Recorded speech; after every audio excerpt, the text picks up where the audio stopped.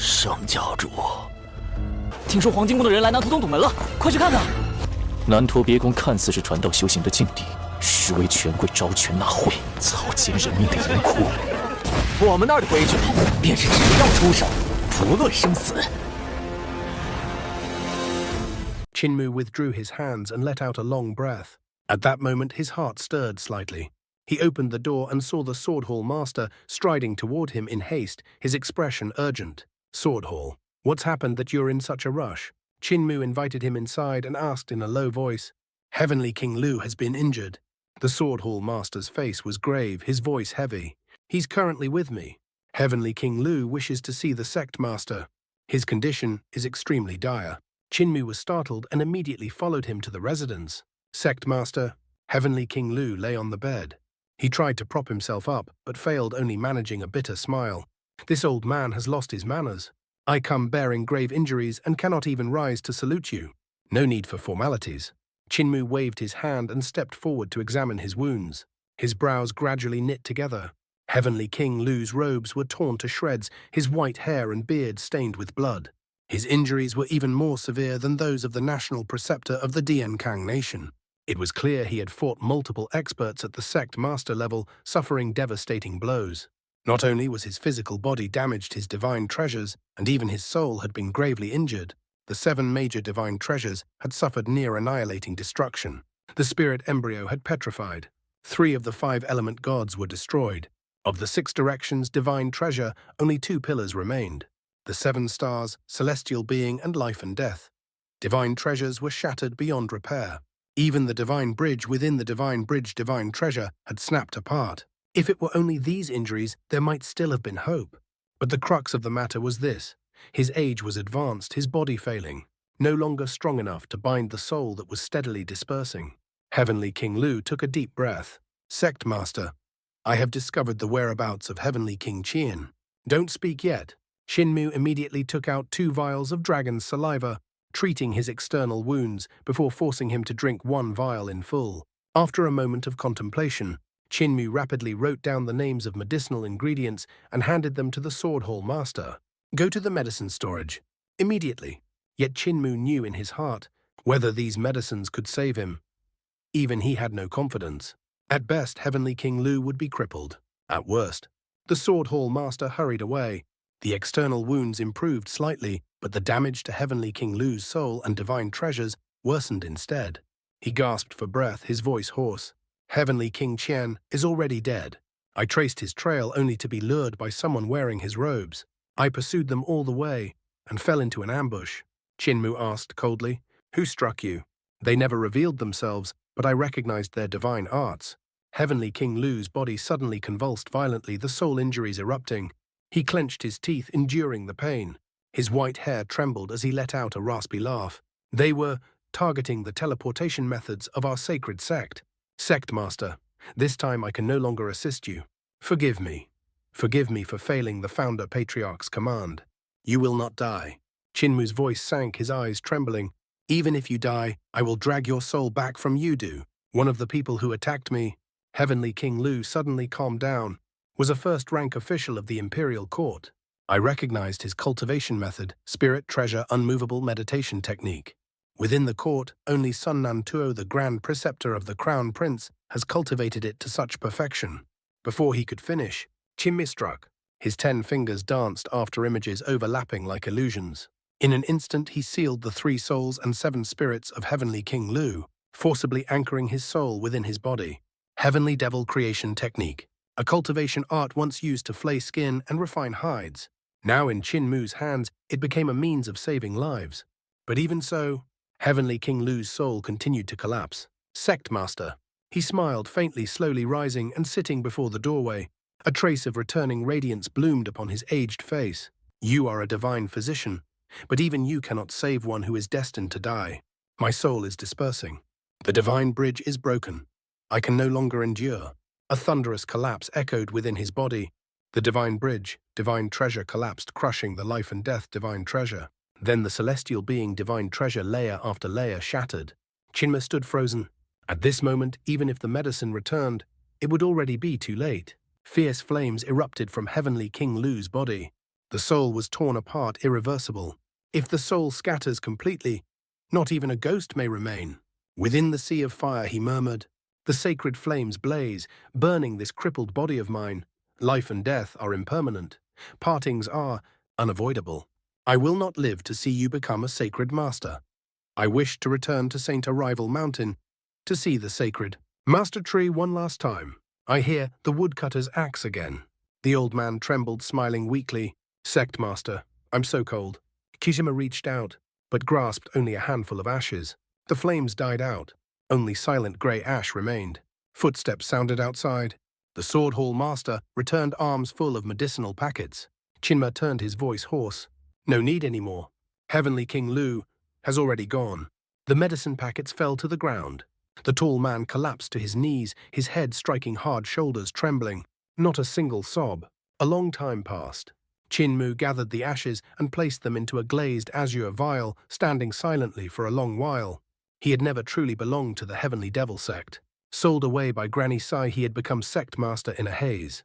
But over time he had come to regard this place as home, to regard these people as comrades on the Tao. Heavenly King Lu had never treated him as a sect master, only as a mischievous child who needed someone to clean up after him. A stern yet benevolent elder. Now, only ashes remained in the vial. Sword Hall. The gentleness in Chinmu's eyes turned razor-sharp with killing intent. Mobilize all resources.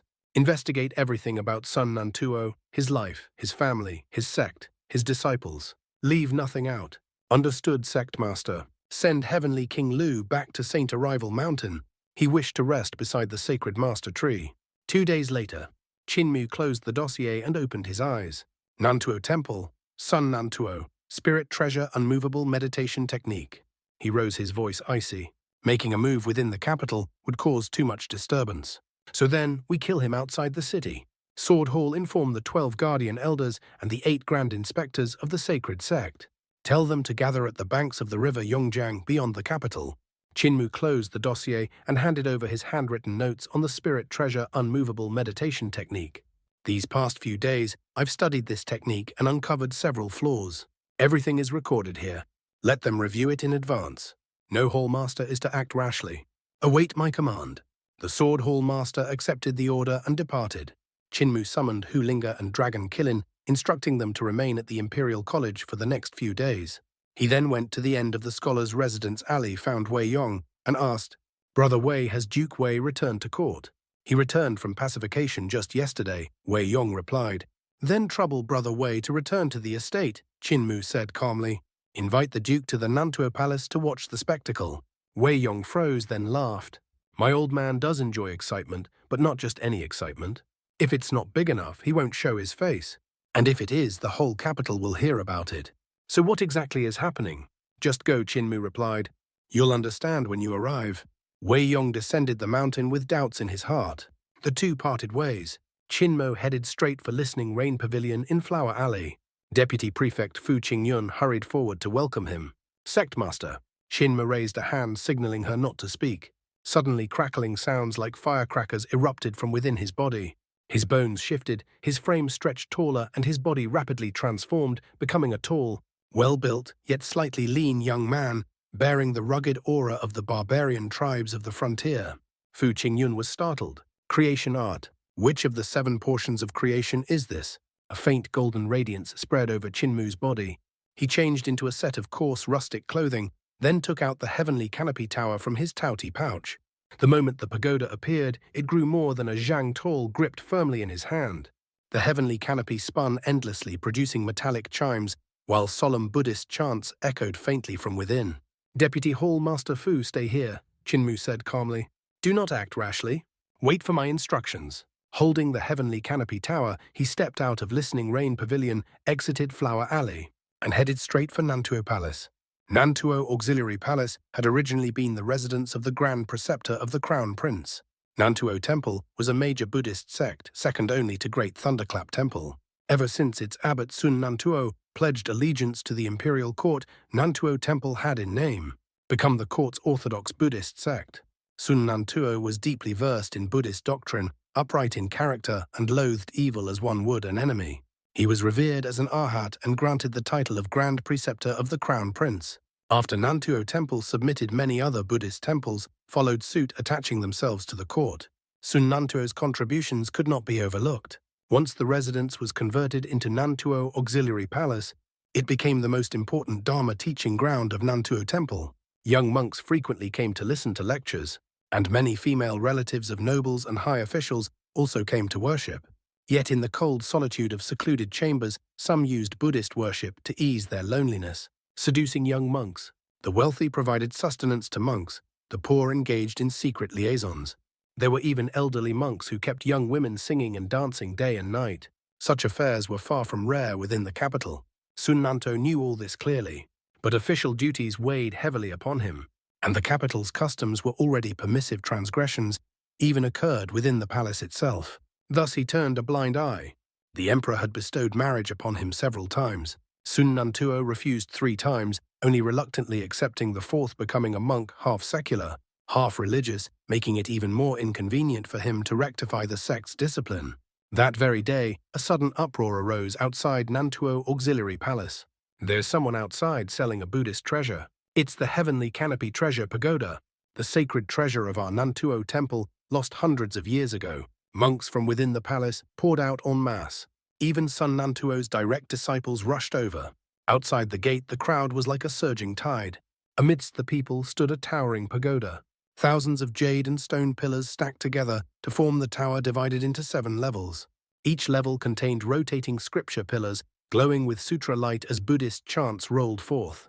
Within every stone pillar were stored treasures, Buddhist relics, glazed crystals, prayer beads, yellow jade agate. This was the Heavenly Canopy Treasure Pagoda, the famed sacred treasure of Nantuo Temple. Beneath the pagoda stood a young man of exotic appearance, controlling the rotating tower. His voice rang out clearly, a family heirloom bestowed only upon one with affinity. I come from the grasslands beyond the frontier, a Wu shaman of the Lulan Golden Palace. My ancestors once saved a venerable monk who gifted us this pagoda in return. This time I have come to the Dian Kang Nation to find a destined owner for this treasure. Senior brother Yuanjing, is that truly our sect's sacred treasure? Yuanjing nodded, eyes blazing.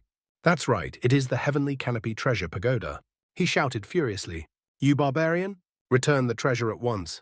Qinmu glanced at him calmly. A treasure gifted by a venerable monk is mine by right.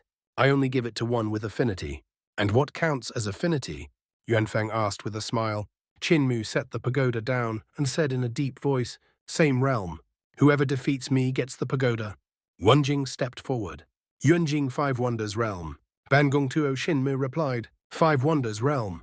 Buddhist light erupted as a spirit treasure great Buddha manifested 1,000 hands, holding 1,000 treasures.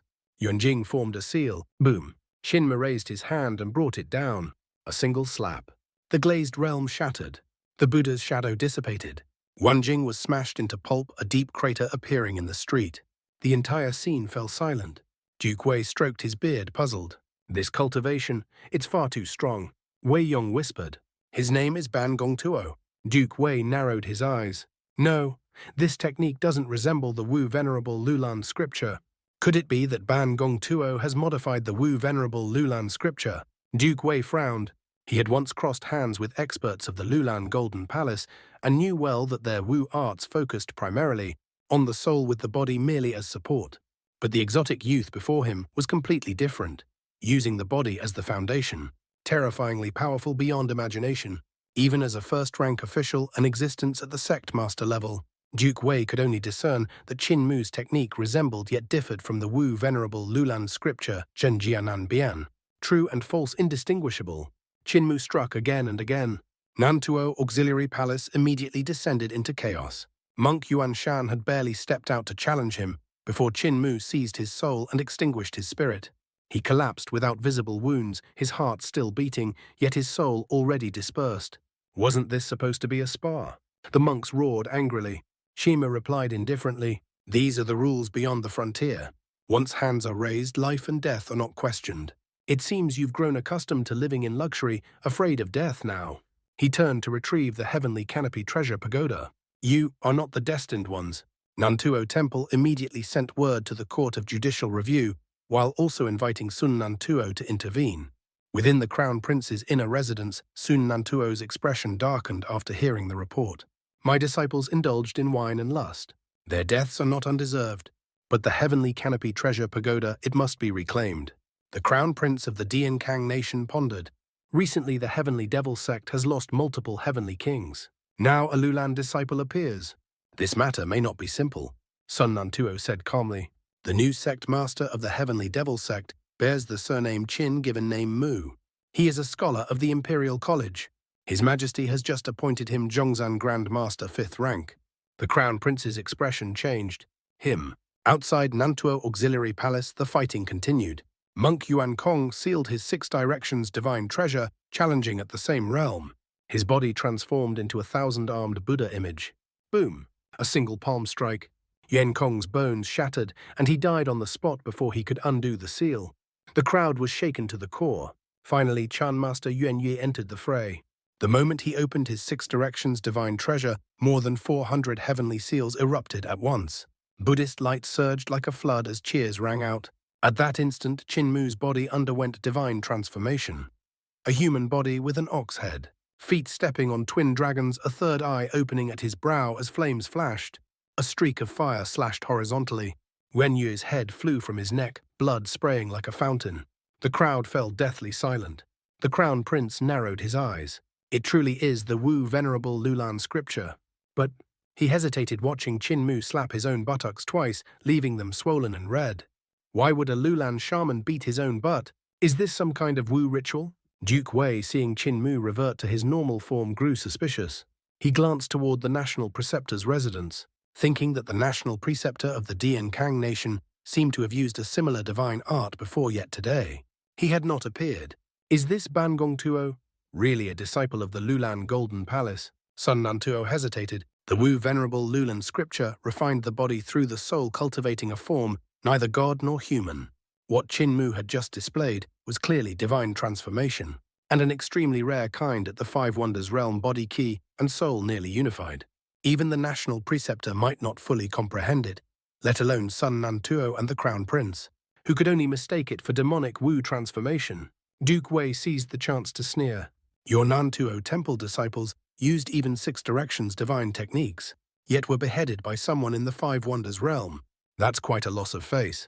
Lord Sun, won't you take action yourself? Sun Nantuo remained silent. At the same realm, he had no certainty of victory. If he used a higher realm, Duke Wei would surely spread the matter throughout the entire capital. Changing tack, he whispered to the Crown Prince. I am searching for this barbarian's Dao Protector. Dao Protector? The Crown Prince exclaimed. Whoever dares block the gates will always have a Dao Protector. For him to act so brazenly, the Dao Protector must be a sect master level expert. Only by killing that person can Nantuo Temple preserve its dignity. Sun Nantuo stepped forward to face Qin Mu, shouting, The heavenly canopy treasure pagoda is the sacred treasure of my Nantuo Temple. Who gave you the nerve to block our gates? Chama replied calmly. I merely sell treasures, selling them to those with affinity. If you defeat me, the pagoda naturally belongs to you. The Crown Prince interjected with a smile. If it's a sale, there must be a price. How much? Qin Mu answered crisply. 100 tower ships and 200 cloud chariots. The Crown Prince's face darkened immediately. Those were military assets, absolutely impossible to hand over to the frontier. If you can't afford it, Qin Mu said indifferently, then don't interfere with my business. He declared he would remain for 3 days, waiting for the destined one. That night, Sun Nantuo suddenly issued an order. Make the move outside the city. Duke Wei's interest was piqued. He dragged Wei Yong along to watch the spectacle. The group pursued them to a night market outside the capital. A wooden sign hung at the entrance. Sacred Master arrives to instruct. Duke Wei's expression changed. This is a secret signal of the Heavenly Devil sect. Before he could finish, vendors and passers-by struck simultaneously. In an instant, Nantuo Temple disciples were beheaded, blood spraying everywhere. The night market turned into a killing field. Sun Nantuo manifested a 1,000-armed Buddha form, his might towering to the heavens. But in the next moment, 20 elderly figures emerged from all directions. One strike shattered the Buddha body. The night market instantly returned to normal. Some collected the corpses, others washed away the blood as if nothing had ever happened. Duke Wei shuddered. Sacred Master arrives to instruct. Quick leave. Do not see the true face of the Devil Sect Master. At that very moment, Wei Yong suddenly waved toward a nearby stall and laughed loudly. Brother Qin, why are you here?